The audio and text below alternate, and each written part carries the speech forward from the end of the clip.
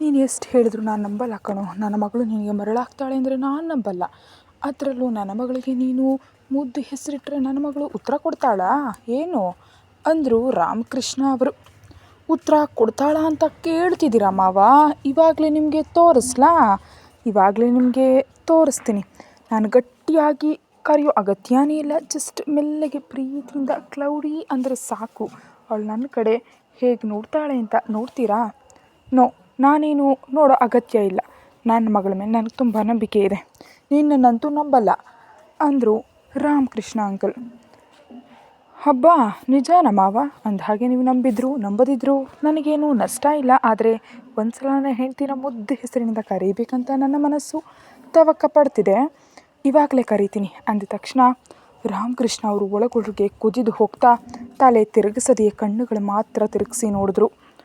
ಸಾಮ್ರಾಟ್ ಹೇಳಿದ್ದು ನಿಜ ಇರಬಹುದಾ ಅನ್ನೋ ಕುತೂಹಲದಿಂದ ರಾಮಕೃಷ್ಣ ಅವರನ್ನ ಗಮನಿಸುತ್ತಲೇ ಅವರ ಆತುರಕ್ಕೆ ಮನಸ್ಸಲ್ಲೇ ನಗು ಬಂದು ಸುರಕ್ಷಾ ಕಡೆ ತಿರುಗಿದ ಸಾಮ್ರಾಟ್ ಮೆಲ್ಲಗೆ ಜಸ್ಟ್ ತುಟಿಗಳನ್ನ ಮಾತ್ರ ಅಲ್ಲಾಡಿಸಿ ಬಾಯಿಂದ ಸಣ್ಣ ಧ್ವನಿಯಲ್ಲಿ ಕ್ಲೌಡಿ ಅಂದ ಅಷ್ಟೆ. ಹಸಲು ಬೆಳಿಗ್ಗೆ ಸಾಮ್ರಾಟ್ ಹಾಕಾದದಕ್ಕೆ ಕೋಪದಲ್ಲಿದ್ದ ಸುರಕ್ಷಾ ಮತ್ತೆ ಕರೆಯೋದನ್ನು ಕೇಳಿ ಆವೇಶ ಉಕ್ಕು ಬಂದು ಟಕ್ಕಂತ ಸಾಮ್ರಾಟ್ ಕಡೆ ತಿರುಗಿ ಕಿರಿಕಿರಿ ಅನ್ನೋ ರೀತಿ ನೋಡಿದ್ಲು. ಸುರಕ್ಷಾ ಸಾಮ್ರಾಟ್ನನ್ನು ನೋಡಿದ್ದನ್ನು ಕಂಡು ರಾಮಕೃಷ್ಣ ಅವರು ಕಪ್ಪೆಯಂತೆ ಬಾಯಿ ತೆರೆದ್ಬಿಟ್ರು ಶಾಕ್ನಿಂದ.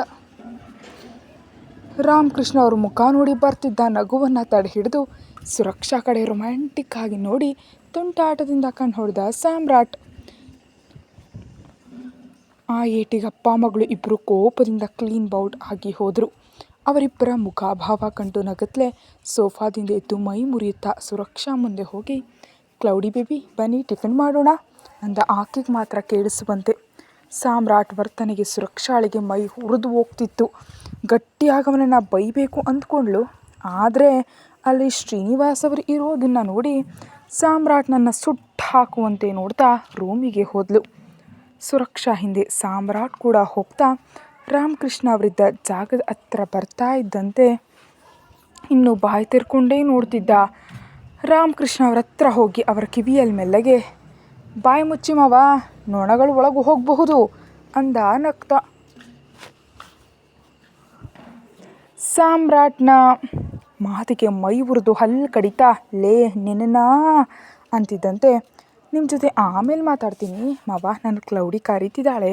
ಇವಾಗ ಹೋಗಿಲ್ಲ ಅಂದರೆ ನನ್ನ ಕ್ಲೌಡಿ ಬೇಬಿ ಮತ್ತೆ ನನ್ನ ಮೇಲೆ ಮುನ್ಸ್ಕೊಳ್ತಾಳೆ ಅಂತ ರಾಮಕೃಷ್ಣ ಅಂಕಲ್ಗೆ ಉರಿತಿರೋ ಬೆಂಕಿಗೆ ತುಪ್ಪ ಸುರಿದು ಹೊರಟು ಹೋದ ಸಾಮ್ರಾಟ್.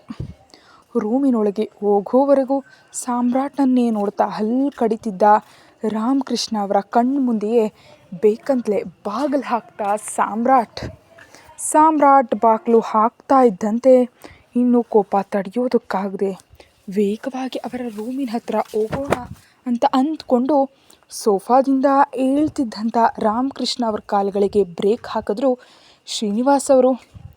ಬಿಗ್ರೆ ಟಿಫಿನ್ ಮಾಡೋಣ ಬನ್ನಿ ಅಂದರು. ಶ್ರೀನಿವಾಸ್ ಅವರು ತಡೆದಿದ್ದಕ್ಕೆ ಕೋಪನೆಲ್ಲ ಮುಷ್ಟಿಯಲ್ಲಿ ಹಿಡಿದು ಅಂದರೆ ಬಿಗ್ರೆ ಅದು ವಿಜ್ಜುನ ಯಾರು ನೋಡ್ತಾರೆ? ಮಗಳಿವಾಗ ತಾನೇ ರೂಮಿಗೆ ಹೋದ್ಲಲ್ಲ, ಒಂದು ನಿಮಿಷ ಇರಿ ಮಗಳನ್ನು ಕರಿತೀನಿ, ವಿಜ್ಜುನ ಮಗಳಿಗೆ ಕೊಟ್ಟು ಆಮೇಲೆ ತಿನ್ನೋಣ ಅಂದರು ರಾಮಕೃಷ್ಣ ಅವರು. ಈ ನೆಪದಲ್ಲಾದರೂ ಸಾಮ್ರಾಟ್ನನ್ನು ಡಿಸ್ಟರ್ಬ್ ಮಾಡಬಹುದು ಅನ್ನೋ ಆಸೆಯಿಂದ. ಇಷ್ಟರೇ ಲಲಿತಾ ಅವರು ಪರವಾಗಿಲ್ಲ ಬಿಡಿ, ವಿಜಯ್ಗೋಸ್ಕರ ಇವಾಗ ಮಗಳು ಯಾಕೆ, ಅವನೇನು ಹಸಿವಿಗಾಳ್ತಿಲ್ವಲ್ಲ, ಅವನನ್ನು ನಾನು ನೋಡ್ಕೋತೀನಿ ಅಂದರು. ಅವನನ್ನು ಹೀಗೆ ಕೊಡಿ ಅಣ್ಣ ಅವರೇ, ನೀವು ಹೋಗಿ ಟಿಫನ್ ಮಾಡಿ ನಾನು ಹಿಡ್ಕೊತೀನಿ ಅಂತ ವಿಜ್ಜುನ ಲಲಿತಾ ಅವರು ತಗೊಂಡ್ರು. ರಾಮಕೃಷ್ಣ ಅವರು ಲಲಿತಾ ಅವರನ್ನು ಒಂದು ನೋಟ ನೋಡಿದ್ರಲ್ಲ, ಅಬ್ಬಾ. ಇನ್ನು ಸಾಮ್ರಾಟ್ ರೂಮಿಗೆ ಹೋಗಿ ಬಾಗಿಲು ಹಾಕಿ ಹಿಂದೆ ತಿರುಗುವಷ್ಟರಲ್ಲೇ ತನ್ನನ್ನೇ ಕೋಪದಿಂದ ನೋಡ್ತಾ ನಿಂತಿದ್ಲು ಸುರಕ್ಷಾ ಕೋಪ ನೋಡಿ ನಗ್ತಾ, ಏನು ಕ್ಲೌಡಿ ಟಿಫಿನ್ ಮಾಡೋಣ ಅಂದರೆ ಹೀಗೆ ಬಂದುಬಿಟ್ಟೆ, ಟಿಫಿನ್ ಮಾಡೋದು ಬೇಡವಾ ನಾವು ಅಂದ ಕೂಲಾಗಿ. ಸಾಮ್ರಾಟ್ ಅಸಲಿಗೆ ಏನು ಅಂದ್ಕೊಂಡಿದ್ಯಾ ನೀನು? ಕ್ಲೌಡಿನಾ? ಯಾರು ಹೇಳಿದ್ದು ನನ್ನ ಹೆಸರು ಕ್ಲೌಡಿ ಅಂತ? ಯಾಕೆ ನನ್ನನ್ನು ನೀನು ಹಾಗೆ ಕರೀತಿದ್ಯಾ? ಯಾರೋ ಯಾಕೆ ಕರೀತಾರೆ ಕ್ಲೌಡಿ ಬೇಬಿ? ಇದು ನಾನು ನನ್ನ ಮುದ್ದಾದ ಹೆಂಡತಿಗೆ ಇಟ್ಕೊಂಡಿರುವಂಥ ಮುದ್ದು ಹೆಸರು. ವಾಟ್? ಮುದ್ದು ಹೆಸರಾ? ನಿನಗೆಷ್ಟು ಧೈರ್ಯ ನನ್ನನ್ನು ಮುದ್ದು ಹೆಸರಿನಿಂದ ಕರೆಯೋಕ್ಕೆ? ನೀನು ಯಾರು? ಕೇಳಿದ್ಲು ಕೋಪದಿಂದ ಸುರಕ್ಷಾ. ಹಾಗೆ ಕೋಪದಿಂದ ತನ್ನನ್ನು ಬೈತಾ ಇದ್ದರೆ ಸಾಮ್ರಾಟ್ ಮಾತ್ರ ಕೂಲಾಗಿ ಅವಳು ಕಿರ್ಚಾಡುವಾಗ ಚಿಕ್ಕದಾಗಿ ದೊಡ್ಡದಾಗ್ತಾ ಇರೋ ಕಣ್ಣುಗಳು, ಕೋಪದಿಂದ ಕೆಂಪಾದ ಮೂಗು, ಚಲಿಸ್ತಿರೋ ತುಟಿಗಳನ್ನ ಹಾಗೆ ನೋಡ್ತಾ ಕಣ್ಣುಗಳನ್ನ ಸ್ವಲ್ಪ ಕೆಳಗಿಳಿಸಿ ಶಂಖದಂಥ ಕತ್ತಿನಿಂದ ಕೆಳಗೆ ಬಂದು ಸೀರೆಯ ಮರೆಯಿಂದ ಕಾಣದಂತೆ ಕಾಣಿಸ್ತಾ ಕೆರಳಿಸ್ತಿರೋ ಚಂದಿರನಂತಿರುವ ಸೊಂಟದ ಬೆಳಕನ್ನು ನೋಡ್ತಾ ಮೈ ಮರೆತು ಅವಳ ಮಾತು ಕೇಳಿಸ್ಕೊಳ್ತಾ ಇದ್ದ. ಆದರೆ ಉತ್ತರ ಕೊಡಲಿಲ್ಲ ಸಾಮ್ರಾಟ್ ನೋಟ ಎಲ್ಲಿದೆ ಅಂತ ಗಮನಿಸಿದ ಸುರಕ್ಷಾ ಕೂಡಲೇ ತನ್ನ ಸೀರೆಯ ಸೆರಗನ್ನು ಸರಿಪಡಿಸಿ ಎಳೆದು ಸೊಂಟ ಕಾಣಿಸದಂತೆ ಪೂರ್ತಿಯಾಗಿ ಮುಚ್ಕೊಂಡ್ಳು. ಸಾಮ್ರಾಟ್ ನಿರಾಸೆಯಾದಂತೆ ತಲೆ ಎತ್ತಿ ಅವಳನ್ನು ನೋಡುವಷ್ಟರಲ್ಲಿ, ಸಾಮ್ರಾಟ್, ನೀನೇನು ಮಾಡ್ತಿದ್ಯಾ? ಒಬ್ಬ ಹೆಣ್ಣುಮಗಳನ್ನು ಹೀಗೆ ನೋಡೋಕ್ಕೆ ನಿನಗೆ ನಾಚಿಕೆ ಆಗಲ್ವಾ ಅಂದ್ಲು. ನಾಚಿಕೆ ಯಾಕೆ ಲೌಡಿ? ನಾನು ನೋಡ್ತಿರೋದು ನನ್ನ ಹೆಂಡ್ತಿನೇ ಅಲ್ವಾ, ಬೇರೆ ಯಾರನ್ನೂ ಅಲ್ವಲ್ಲ. ಆದರೆ ಕ್ಲೌಡಿ, ನಿನಗೊಂದು ವಿಷಯ ಹೇಳಾ? ಏನು ಅನ್ನೋ ರೀತಿ ಕಣ್ಣು ಸಣ್ಣದು ಮಾಡಿ ನೋಡಿದ್ಲು ಸುರಕ್ಷಾ.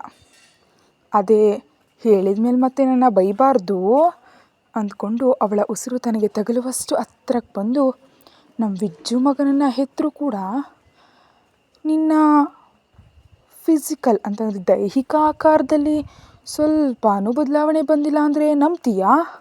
ಅಸಲಿಗೆ ಎಷ್ಟು ಚೆನ್ನಾಗಿದೆ ಗೊತ್ತಾ ನಿನ್ನ ಸೊಂಟ, ಸಣ್ಣದಾಗಿ ನಾಜೂಕಾಗಿ ಗಟ್ಟಿ ಹಾಲಿನ ಗಿಣ್ಣಿನ ತುಂಡಿನ ಥರ, ನೋಡಿದ ತಕ್ಷಣ ಕಚ್ಚಿ ತಿನ್ನಬೇಕು ಅನಿಸುವಷ್ಟು ಸುಂದರವಾಗಿ ಆಸೆ ತೋರಿಸುತ್ತಾ ಅಂತ ಬಳ್ಳಿಯಂತೆ ತಿರುಗಿದ ಸೊಂಟ ಮುಟ್ಟಲು ಹೋಗ್ತಿದ್ದ ಅವನ ಕೈ ಕಂಡು ದೂರ ಸರಿದು ಕೋಪದಿಂದ ನೋಡ್ತಾ, ಸಾಮ್ರಾಟ್, ನೀನೇನು ಮಾತಾಡ್ತಿದ್ಯಾ? ಅಸಲಿಗೆ ಏನು ಮಾತಾಡ್ತಿದ್ಯಾ ಅಂತ ಗೊತ್ತಾಗ್ತಿದ್ಯಾ? ಒಬ್ಬ ಹೆಣ್ಣು ಮಗಳ ಜೊತೆ, ಅದರಲ್ಲೂ ಒಬ್ಬ ಮಗುವಿನ ತಂದೆ ನೀನು, ಹೀಗೆ ಮಾತಾಡೋಕ್ಕೆ ನಾಚಿಕೆ ಆಗ್ತಿಲ್ವ ನಿನಗೆ ಅಂದ್ಲು ಸಾಮ್ರಾಟ್ನನ್ನು ಕೆರಳಿಸಿ ನೋಡ್ತಾ. ಓ ಮೈ ಕ್ಲೌಡಿ ಬೇಬಿ, ಬೇರೆ ಹೆಣ್ಣುಮಗಳ ಜೊತೆ ಮಾತಾಡೋಕ್ಕೆ ನಾಚಿಕೆ ಪಡಬೇಕು ಹೊರತು ನನ್ನ ಹೆಂಡತಿ ಜೊತೆ, ನನ್ನ ಮಗುವಿನ ತಾಯಿ ಜೊತೆ ಮಾತಾಡೋಕ್ಕೆ ನಾಚಿಕೆ ಯಾಕೆ ಅಂದ ಸಾಮ್ರಾಟ್ ತುಂಟಾಟದಿಂದ. ಹೆಂಡತಿ ಏನು ಮತ್ತೆ ಇದೊಂದು ಹೊಸ ನಾಟಕನಾ? ನಿನ್ನೆಯಿಂದ ನೋಡ್ತಿದ್ದೀನಿ, ಏನೋ ಸಿಕ್ಕಾಪಟ್ಟೆ ಓವರಾಗಿ ಆಡ್ತಾ ಇದೆಯಾ? ಮೊನ್ನೆವರೆಗೂ ಏನಂದೆ? ನಿನಗಿಷ್ಟ ಇಲ್ಲದೆ ಏನೂ ನಡೆಯಲ್ಲ, ನಿನ್ನನ್ನು ಯಾವ ರೀತಿಯಲ್ಲೂ ನೋಯಿಸಲ್ಲ ಅಂದೆ, ಮತ್ತು ಇವಾಗೇನು ಹೊಸದಾಗಿ ಅಂದ್ಲು ಸುರಕ್ಷಾ. ಹೌದು ಕ್ಲೌಡಿ ಬೇಬಿ, ಇವಾಗಲೂ ಅದನ್ನೇ ಹೇಳ್ತಿದ್ದೀನಿ, ನಿನಗಿಷ್ಟ ಇಲ್ಲದೆ ಏನೂ ನಡೆಯಲ್ಲ ಅಂದೇ ಹೊರತು ನೀನು ನನಗೆ ಹೆಂಡತಿಯಲ್ಲ ಅಂತ ಅನ್ನಲಿಲ್ವಲ್ಲ. ನಿನ್ನನ್ನು ನಾನು ಯಾವ ರೀತಿಯಲ್ಲೂ ನೋಯಿಸಲ್ಲ ಅಂದೆ, ಆದರೆ ನಿನ್ನನ್ನು ನನ್ನ ಮಗನನ್ನು ಬಿಟ್ಟು ಬಿಡ್ತೀನಿ ಅಂತ, ನೀನು ಇಂಡಿಯಾಕ್ಕೆ ಹೋಗ್ತೀನಿ ಅಂದರೆ ಸುಮ್ಮನೆ ಇರ್ತೀನಿ ಅಂತ ನಿನಗೆ ಯಾವಾಗಲಾದರೂ ಹೇಳಿದ್ನಾ? ಇಲ್ಲ ಅಲ್ವಾ ಅಂದ. ಇನ್ನು ಸುರಕ್ಷಾ ಅಸಹನೆಯಿಂದ, ಸಾಮ್ರಾಟ್ ಅಂತ ಕಿರ್ಚಾಡಿ, ನೀನು ಮೊದಲೇ ಹೇಳಿದ್ದೀನಿ, ಇವಾಗ ಹೇಳ್ತಿದ್ದೀನಿ ಕೇಳಿಸ್ಕೊ. ನಾನು ಇಲ್ಲಿರೋದು ಕೇವಲ ನನ್ನ ಹೆಸರಿನಿಂದ ನಷ್ಟ ಅನುಭವಿಸಿದ ನಿನ್ನ ತಮ್ಮನಿಗಾಗಿ. ಅದಕ್ಕೆ ಮಗನನ್ನು ದೂರ ಮಾಡಿಕೊಂಡು ಸಂಕಟ ಪಡ್ತಿರೋ ಆ ತಾಯಿಯನ್ನು ಗುಣಪಡಿಸೋದು ನನ್ನ ಜವಾಬ್ದಾರಿ ಅಂದ್ಕೊಂಡಿದ್ದೀನಿ, ಅದಕ್ಕೆ ಅಷ್ಟೇ. ಇನ್ನೊಂದ್ಸಲಿ ನನ್ನನ್ನು ಹೆಂಡತಿ ಅಂತ ಹೀಗೆ ಹುಚ್ಚುಚ್ಚಾಗಿ ಮಾತಾಡಿದ್ರೆ ನಾನು ಸುಮ್ಮನಿರಲ್ಲ ಅಂದ್ಲು ಸುರಕ್ಷಾ ಆವೇಶದಿಂದ. ನೀನೇನು ಮಾಡಿದ್ರು, ಎಷ್ಟು ಹೇಳಿದ್ರು ನೀನು ನನ್ನ ಹೆಂಡತಿ, ನಾನು ನಿನ್ನ ಗಂಡ, ಅವನು ನಮ್ಮ ಮಗ. ಇನ್ನೊಂದ್ಸಲಿ ನೀನು ಹೀಗಂದರೆ ನಾನು ಸುಮ್ಮನಿರಲ್ಲ ಅಂದ ಸಾಮ್ರಾಟ್. ಏನು ಮಾಡ್ತೀಯಾ ಅಂತ ಸುರಕ್ಷಾ ಕಿರ್ಚಾಡ್ತಾ ಇದ್ದರೆ, ಸುರಕ್ಷಾ ಸೊಂಟ ಸುತ್ತ ಕೈ ಹಾಕಿ ಒಂದೇ ಬಾರಿ ತನ್ನ ಮೇಲೆ ಎಳ್ಕೊಂಡ ಸಾಮ್ರಾಟ್. ಹಾಗೆ ಸಡನ್ನಾಗಿ ಎಳೆದಿದ್ದಕ್ಕೆ ಪೂರ್ತಿಯಾಗಿ ಅವನ ಎದೆ ಮೇಲೆ ವಾಲಿ ಹೋದ ಸುರಕ್ಷಾ ತಡಬಡಾಯಿಸ್ತಾ ದೂರ ಸರಿಯೋದಕ್ಕೆ ಒದ್ದಾಡ್ತಿದ್ಲು. ನಾನು ತಪ್ಪು ಮಾಡಿದ್ದಕ್ಕೆ ಇಷ್ಟು ದಿನ ತಗ್ಗಿ ಬಗ್ಗಿ ಇದ್ದೆ, ಇವಾಗ ಅಷ್ಟೇ ಅಲ್ಲ, ಯಾವಾಗಲೂ ನಾನು ಆ ವಿಷಯದಲ್ಲಿ ತಗ್ಗಿ ಇರ್ತೀನಿ, ಆದರೆ ಎಲ್ಲ ವಿಷಯದಲ್ಲೂ ತಲೆ ತಗ್ಸಿರ್ತೀನಿ ಅಂತ ಅಂದ್ಕೋಬೇಡ. ನಿನ್ನನ್ನು, ನಿನ್ನ ಕೋಪವನ್ನು ಯಾವಾಗಲೂ ಇಷ್ಟಪಟ್ಟು ಅನುಭವಿಸ್ತೀನಿ, ಹಾಗಂತ ನೀನು ಏನು ಮಾಡಿದರೂ ನೋಡ್ತಾ ಇರ್ತೀನಿ ಅಂತ ಅಂದ್ಕೊಳ್ಳೇಬೇಡ. ಈ ವಿಷಯದಲ್ಲಂತೂ ನಿಜಕ್ಕೂ ಸುಮ್ಮನಿರಲ್ಲ, ನಿನ್ನನ್ನು ಬಿಟ್ಕೊಡೋ ಮಾತೇ ಇಲ್ಲ. ಅದು ನಿನ್ನನ್ನು ಸಮಾಧಾನ ಮಾಡಿಯೋ ಹೆದರಿಸಿಯೋ ಒಪ್ಪಿಸ್ಕೊಳ್ತೀನಿ ಹೊರತು ನಿನ್ನನ್ನು ದೂರ ಮಾಡ್ಕೋತೀನಿ ಅಂತ, ನನ್ನಿಂದ ದೂರ ಹೋಗ್ತೀನಿ ಅಂತ ಕನಸು ಕೂಡ ಕಾಣಬೇಡ ಸುರಕ್ಷಾ. You are mine. ನೀನು ನನ್ನವಳು ಅಷ್ಟೇ.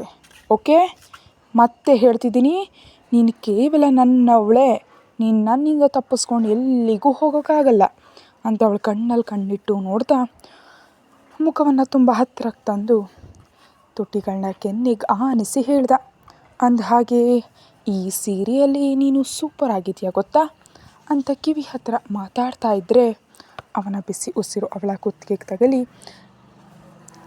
ಚಕ್ಕಲಗುರಿಯಂತಾಗಿ ಒಂದೇ ಬಾರಿಗೆ ಮೈ ಮರೆತು ಹೋದ್ಲು ಸುರಕ್ಷಾ.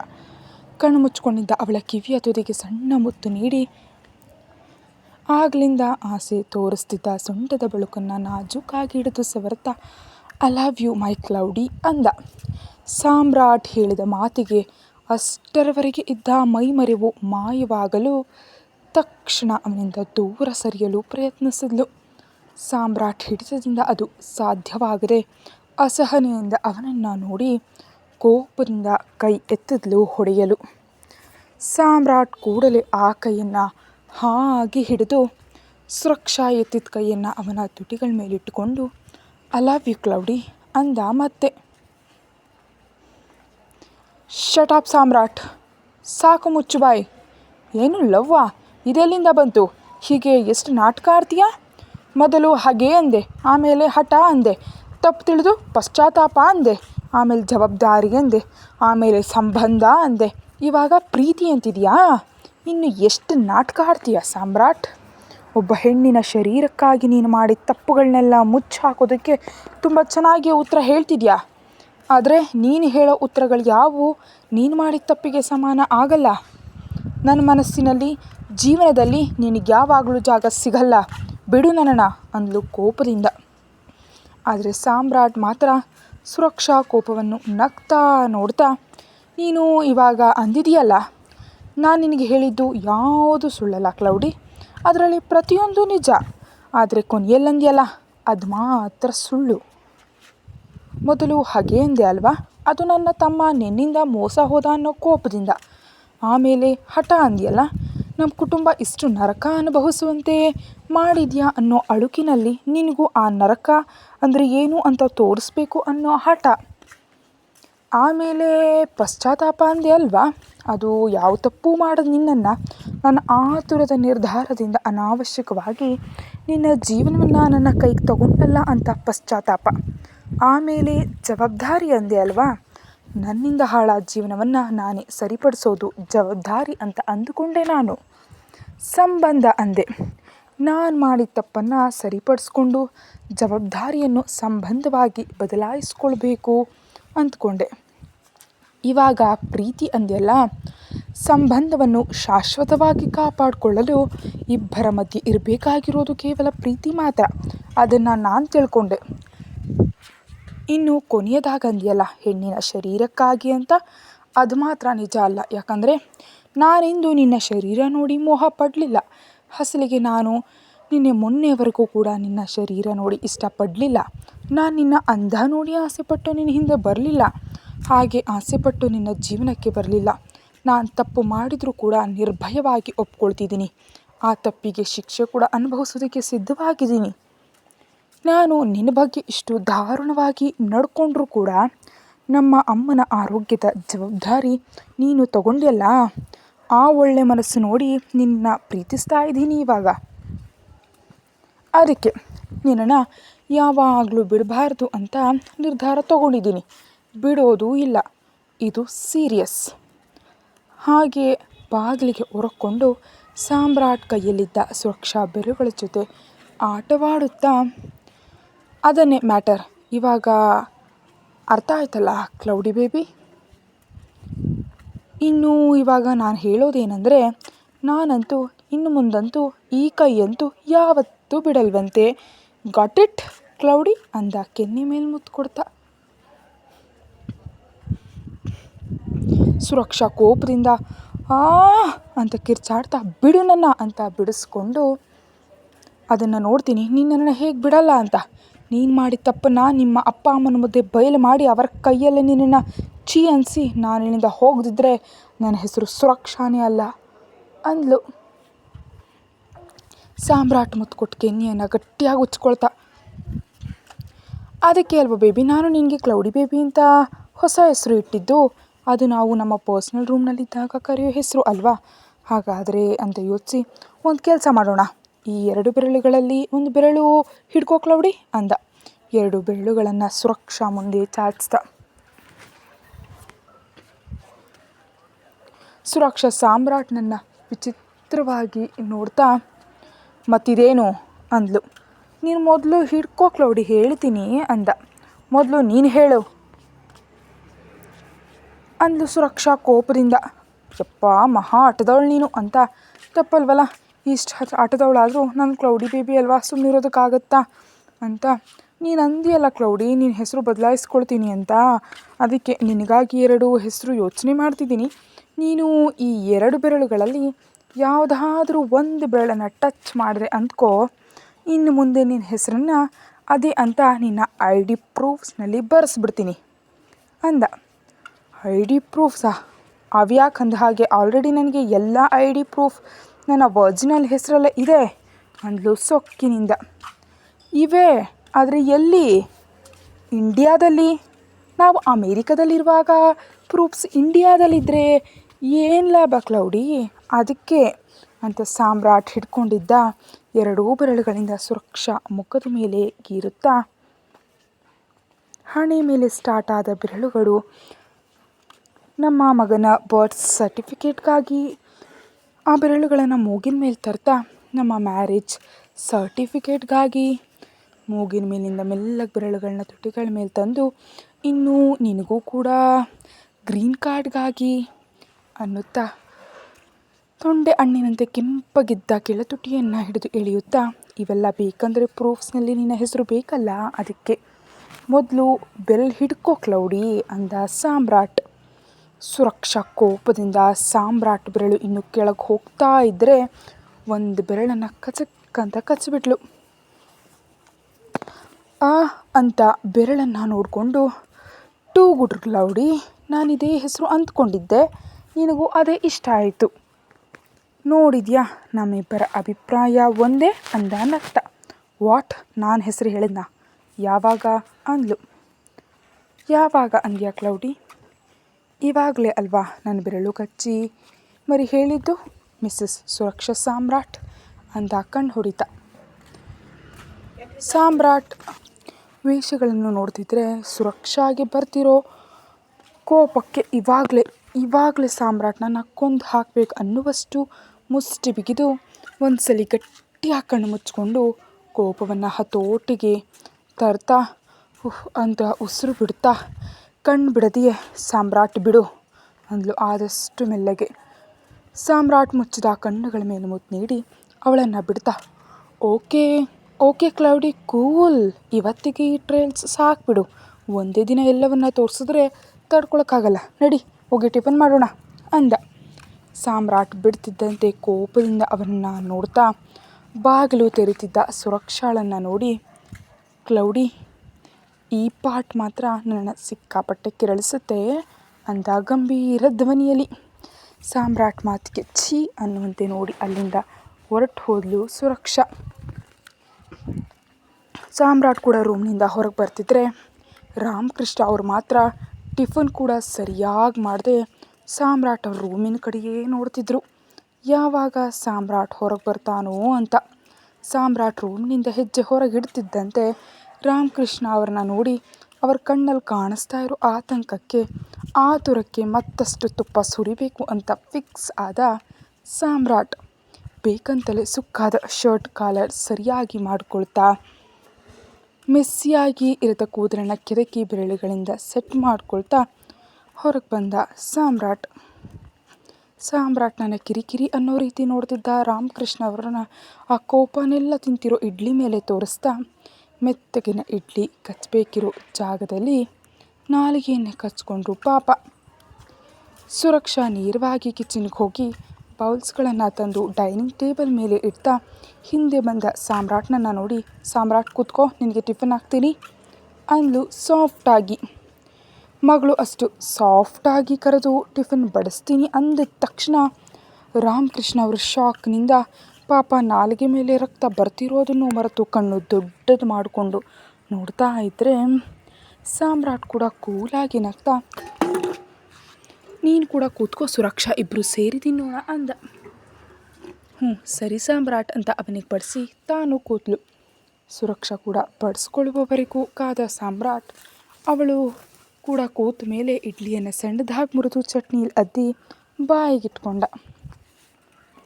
ಮುಂದಿನ ಭಾಗದಲ್ಲಿ ಬಿಜ್ಜು ಜೊತೆ ಆಟ ಆಡ್ತಾ ಮಾತಾಡ್ತಾ ಇರುವ ಸುರಕ್ಷಾ ಸ್ವಲ್ಪವೇ ವೈಶಾಲಿ ಅವರಲ್ಲಿ ಶುರುವಾಗ್ತಿರುವ ಚಲನೆಗಳು. ಕತೆ ಮುಂದುವರಿಯುತ್ತೆ. ಹೆಚ್ಚಿನ ವಿಡಿಯೋಗಾಗಿ ಚಾನಲ್ಗೆ ಸಬ್ಸ್ಕ್ರೈಬ್ ಮಾಡಿ ಮತ್ತು ವಿಡಿಯೋವನ್ನು ಮುಂಚಿತವಾಗಿ ನೋಡಲು ಚಾನಲ್ಗೆ ಮೆಂಬರ್ಶಿಪ್ ತಗೊಳ್ಳಿ. Thank you so much for all your support.